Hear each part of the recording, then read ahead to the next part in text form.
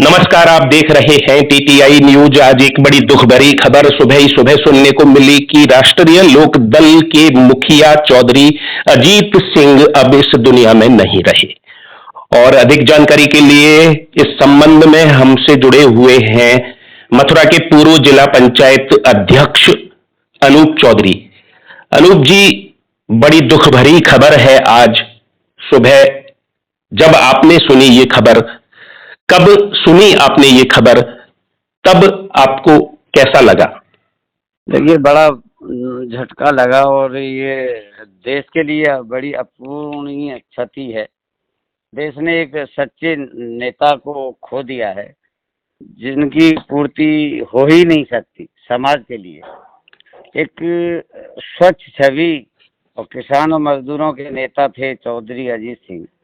चौधरी चरण सिंह पूर्व प्रधानमंत्री के पुत्र अजीत सिंह, जो कि साफ सुथरी छवि के नेता थे, 4 बार कैबिनेट मंत्री रहे, कभी आरोप नहीं लगा।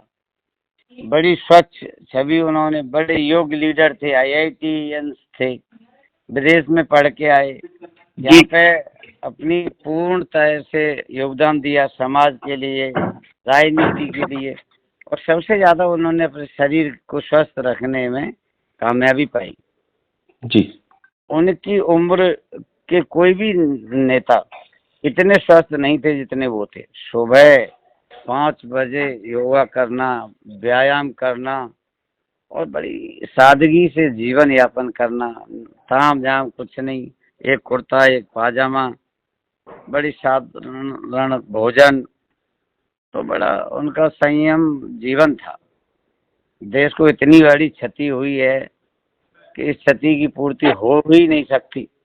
पूरे देश में शोक की लहर है।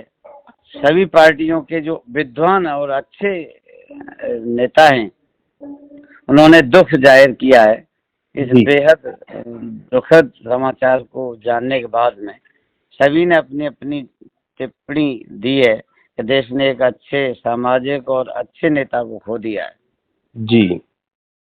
हमारे यहाँ तो किसानों का तो ये कहना है कि हमारे रखवाले जो स्वर्गीय चौधरी चरण सिंह देश के प्रधानमंत्री थे, उनके बाद उनके पुत्र जो लोकसभा में किसानों की मजदूरों की आवाज उठा रहे थे, वो नहीं रहे हैं। बहुत गहरा दुख है। जी। किसानों और मजदूरों की आवाज जो लोकसभा में संसद में उठा रहे थे, वो नहीं रहे हैं। किसानों को इस बात का बड़ा दुख है।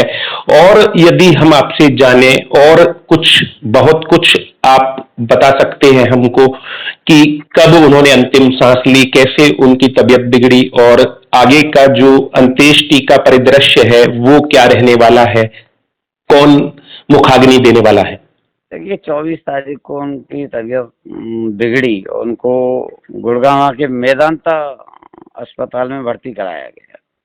बीच में हालत कुछ सुधरी, उन्होंने बात भी की, लेकिन फिर पुनः उन्हें वेंटिलेटर पर लेना पड़ा और रात को उन्होंने अंतिम सांस ली 12 बजे के करीब। उनका परिवार, उनके पुत्र, पूर्व सांसद मथुरा जैन चौधरी साहब साथ में थे और उनके सगे संबंधी भी हॉस्पिटल में थे। और आज उनकी अंतिम संस्कार होगा। मुखाग्नि जो है माननीय जैन चौधरी उनके पुत्र देंगे। कोरोना की जो पूरे देश में और विश्व में एक चल रही है बीमारी जी, और आपातकाल है इस समय, इसको देखते हुए जो उनके लाखों प्रशंसक और अनुयायी हैं वो इकट्ठा नहीं हो सके। उनको बहुत दुख है इस बात का कि हम अपने प्रिय नेता के अंतिम दर्शन नहीं कर पाए। जी। कोरोना की गाइडलाइंस के अनुसार जा नहीं सकते, सरकार ने रोक लगा दी है। जी। सरकार और शासन और पुलिस की देखरेख में उनका अंतिम संस्कार किया जाएगा। अभी ये निश्चित नहीं हुआ कौन सी जगह ले जाएंगे, लेकिन हाँ, कोरोना की वजह से उनका दुखद देहांत हुआ है तो शरीर घर वालों को नहीं सौंपा जाएगा, न अंतिम दर्शन के लिए जनता को रखा जाएगा। जी। तो दुखद घटना तो है ही, अपूर्णीय क्षति है। उसके अलावा ये बड़ा दुख का विषय है कि उनके अनुयायी और देश के किसान और मजदूर उनके अंतिम दर्शन नहीं कर सकते। जी। और थोड़ा सा उनके जीवन वृत्त पर प्रकाश डालें, वे राजनीति में कब आए और किन किन मंत्रालयों को उन्होंने सुशोभित किया, क्या उनकी कार्यशैली रही, मंत्रालयों में उनका कामकाज कैसा रहा, कौन सा मंत्रालय उन्होंने बहुत अच्छे से संभाला। वो 4 बार कैबिनेट मंत्री रहे और चारों बार उन्होंने अपनी योग्यता का परिचय दिया।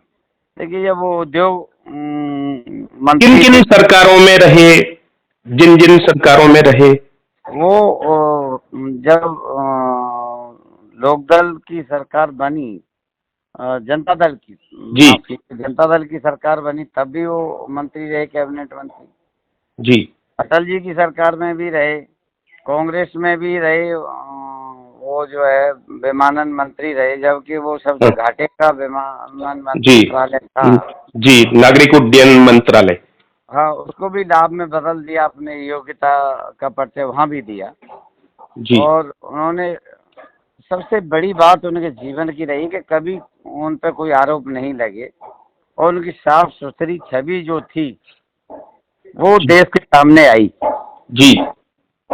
तो ऐसे नेता को खो दिया जो किसानों के, मजदूरों के, समाज के, देश के हित में उन्होंने अपना जीवन लगा दिया। आपने जो अभी एक बड़ी बात कही कि कभी उन पर कोई आरोप नहीं लगे, जी, इट मीन्स कि जो राजनीति में चलता है वो उससे दूर रहे, बहुत बहुत दूर, बहुत बहुत दूर रहे, स्पष्टवादी, बिना किसी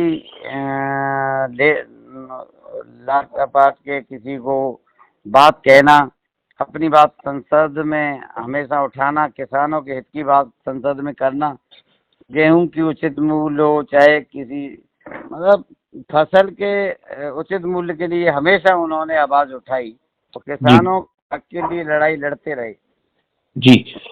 और जहां तक आपकी पार्टी की बात है, आपकी पार्टी में भी शायद कोई ये टिकटें वगैरह जो खरीद फरोख्त आदि का जो एक चलता है सिलसिला, चुनावों के समय में टिकटों को हासिल करने का, वो भी शायद नहीं चलता। नहीं, वो दूर दूर तक नहीं, कम से कम लोकदल में तो दूर दूर तक नहीं, कभी नहीं, कभी किसी। आपको भी जो कैंडिडेट बनाया गया हो, कभी चाहे वो जिला पंचायत अध्यक्ष के प्रत्याशी के रूप में या कि सदस्य के प्रत्याशी के रूप में, तो मतलब क्या आपका एक्सपीरियंस है कि क्या आपको कभी मतलब जो टिकट वगैरह उनसे प्राप्त करने के लिए क्या करना पड़ा? इस विषय में ये कहना चाहूंगा कि इतने ईमानदार नेता शायद ही देश में कोई और हो कि कभी टिकट के बारे में या किसी के बारे में कोई लेन देन या भ्रष्टाचार का आरोप उन पर लगा हो। उनकी ऐसी साफ सुथरी छवि रहती थी कि जिसको देना है टिकट, जिस साफ सुथरी छवि का व्यक्ति हो उसी को टिकट दीजिए, जो कार्यकर्ता हो, हमारी पार्टी में सेवा कर रहा हो और जो चौधरी चरण सिंह की विचारधारा से ओत हो, जो गांधी जी में के विचारों में जिसकी आस्था हो, उसी को मौका मिलना चाहिए। और अब अंतिम संस्कार के बारे में और पार्थिव शरीर के बारे में थोड़ा सा और जानकारी दे दें, मुखाग्नि के बारे में। देखिए, मुखाग्नि तो उनके सुपुत्र माननीय जयंत चौधरी पूर्व सांसद देंगे और अंतिम संस्कार में उनके जो घर के लोग हैं और निजी रिश्तेदार हैं 20 लोग ही शामिल हो पाएंगे। उनके जो चाहने वाले हैं वो उनके अंतिम दर्शन से वंचित रहेंगे। ये बहुत बड़ा दुख है की बात। जी जी जी।